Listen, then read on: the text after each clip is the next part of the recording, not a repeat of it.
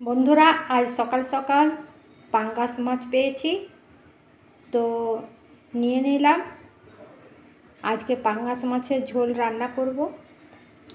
দেখুন কতটা তেল বার হয়েছে, আর এই যে মাছ। বন্ধুরা, এই চর্বিটা দিয়ে আমি বাঁধাকপির তরকারিটা বানাবো। কড়াই তেল গরম হতে দিয়ে এই চর্বিটা ভেজে নিচ্ছি।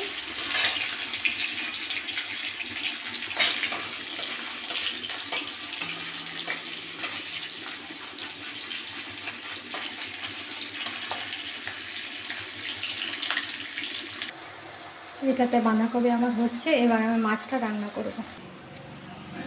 মাছটা প্রথমে লবণ, হলুদ আর এই যে পাতিলেবুর রস দিয়ে ভালো করে মেখে নিচ্ছি।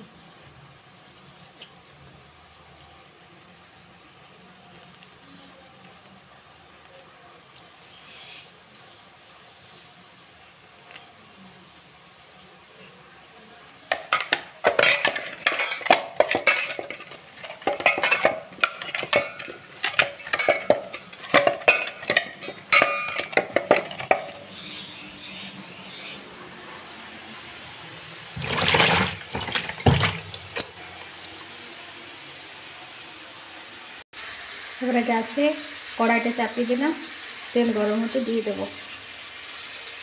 একটু তেলটা কম দেবো, মাছটাতে প্রচুর পরিমাণে তেল আছে।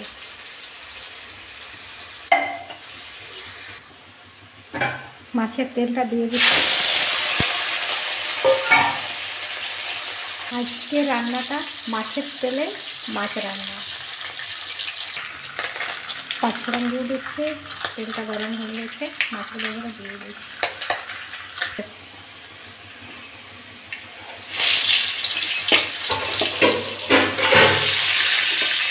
মাছগুলো এক এক করে ভেজে নিচ্ছি।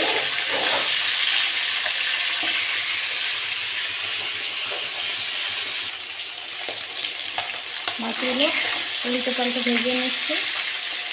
এক কড়াই তেল হয়ে গেল। মাছটাতে প্রচুর চর্বি। আজকে কিন্তু রান্নাটা বন্ধুরা মাছের তেলেই রান্না হচ্ছে। আমি তো দেখলেন কতটুকু পরিমাণে তেল দিয়েছিলাম,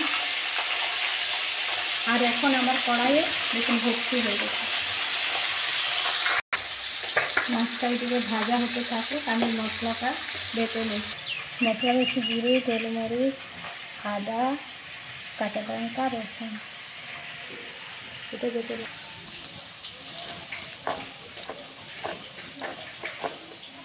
মশলাটা ভালো করে বেটে নিতে। মশলাটা আমার বাটা হয়ে গেল। মাছগুলো লাল লাল করে ভেজে নিচ্ছি।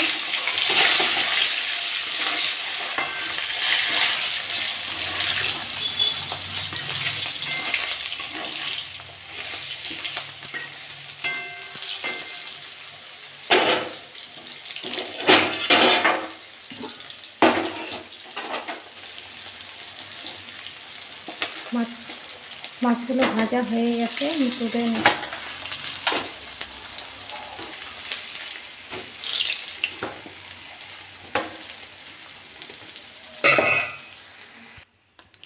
ফোড়ন দিয়ে দিচ্ছি গরম মশলা। এবারে পেঁয়াজ কুচোগুলো দিয়ে দিচ্ছি।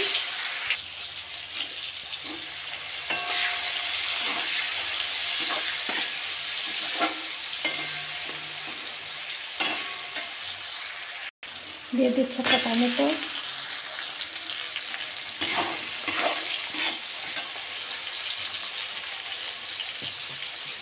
দিয়ে দিচ্ছি হলুদ গুঁড়ো, পরিমাণ মতো নুন। পেঁয়াজটা লাল লাল ভাজা হয়ে গেছে, মশলাটা দিয়ে দিচ্ছি।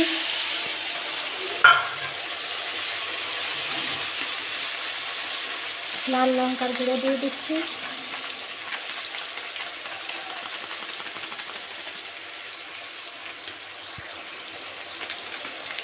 ধনে গুঁড়ো দিয়ে দিচ্ছি।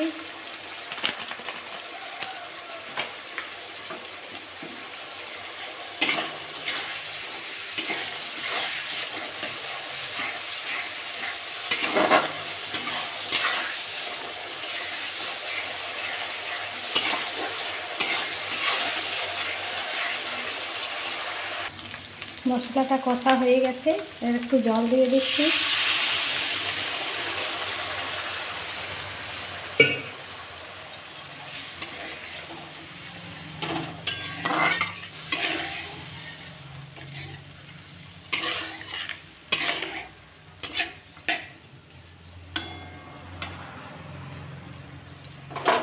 এবার মাছগুলো দিয়ে দিচ্ছি।